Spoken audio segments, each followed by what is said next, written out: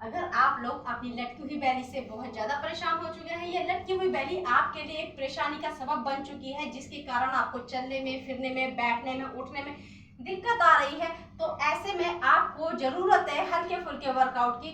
हल्का फुल्का इसलिए कह रही हूँ क्योंकि आज तक आपने वर्कआउट करा ही नहीं है, तो आप एकदम से भारी वर्कआउट तो कर नहीं सकेंगी। या ऐसी बहुत सारी हमारी वर्किंग वुमेन है या हाउस वाइफ है जो अपने लिए इतना टाइम नहीं निकाल सकती हैं कि वो जिम में जाएं या योगा सेंटर जाएं या एक हायर करें एक्सपर्ट को, तो वो फिर क्या करें, वो घर में ही रह करके हल्के फुल्के वर्कआउट से अपने बॉडी के फैट को, वेट को और सबको रिमूव कर सकती हैं बहुत ही आसानी तरीके से।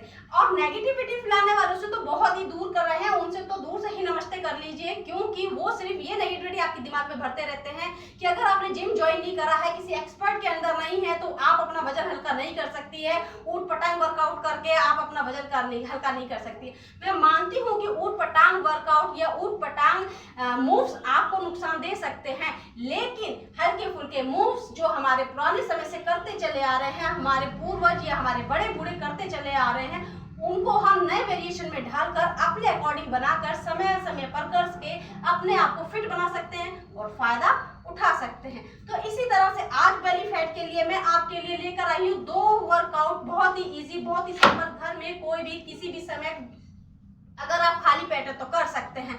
तो एक तो है प्लैंक जिसमें 2-3 वेरिएशन आपको बताऊंगी, और एक है स्टैंड अप वर्कआउट जिसमें भी मैं 2-3 वेरिएशन आपको बताऊंगी। गारंटी अगर आपने इन दोनों वर्कआउट को आप डेली करते हैं तो आपका वेट, आपका फैट, आपकी इंच लॉस होना पॉसिबल है। तो आइए देखते हैं कौन से हैं वो वर्कआउट। अपने आप को वार्म अप जरूर कीजिएगा। कोई भी वर्कआउट करते हैं, कभी भी करते हैं, उससे पहले थोड़ा सा वर्कआउट कर लीजिए। जो इस तरह से कर सकते हैं इस तरह से कर लीजिए, जो जंपिंग जैक कर सकते हैं इजली जंपिंग जैक कीजिए। जरूरी नहीं है कि स्पीडली आपको ऐसे करना है, आराम आराम से करिए। और जो नहीं कर सकते हैं कुछ भी, वो वॉक कर लीजिए। स्पीड वॉक अगर आप कर रही हैं तो कम से कम 100 टाइम का वॉक रिपीटेशन जरूर कीजिएगा। अब शुरू करते हैं। दोनों पैरों को आसानी से खोल लीजिए, दोनों हाथों को ऊपर लीजिए, चाहे आप अपने नेक के पीछे रख सकते हैं, चाहे आसानी से, जिसमें आपको आसानी लगे, सुविधा लगे। मैं ये नहीं कह रही कि कष्ट दीजिए शरीर को और फिर कीजिए, बिल्कुल नहीं। शुरुआत कर रहे हैं तो इजी स्टेप से कीजिए। 1 2 3 4 5 6 7 8 9 एंड लास्ट 10। यही एक्सरसाइज अब आप दूसरे पैर से करेंगे और दूसरे हाथ से क्रॉस बनाते हुए 1 2 3। जितनी स्पीड आप कर सकते हैं उतनी ही स्पीड से कीजिए, कोई जल्दबाजी नहीं है। आप अपने घर पर हैं, अपने लिए कर रही हैं, आराम के लिए कर रही हैं, इसीलिए शरीर को ज्यादा भी कष्ट ना दें।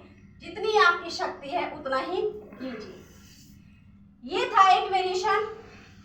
इसके बाद रिलैक्स करेंगे, थोड़ा सा फिर मूवमेंट करेंगे।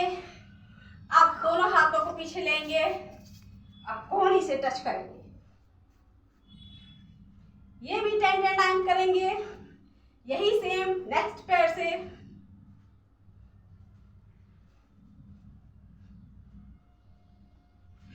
ये था दूसरा वेरिएशन।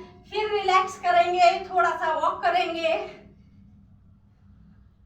अब अपने दोनों हथेलियों से वही एक एक्सरसाइज है जिसका हमने 3 वेरिएशन कर दिए हैं, लेकिन तीनों में आपका पैर चल रहा है, आपकी टमी चल रही है, जो आपके पैरों पे, आपकी थाई पे, आपके पेट पे बहुत ही अच्छा असर डालेंगे। तो ये एक्सरसाइज ऐसी नहीं है कि जिम में जाकर पैसे दे करके एक एक्सपर्ट के अंडर ही आप करें।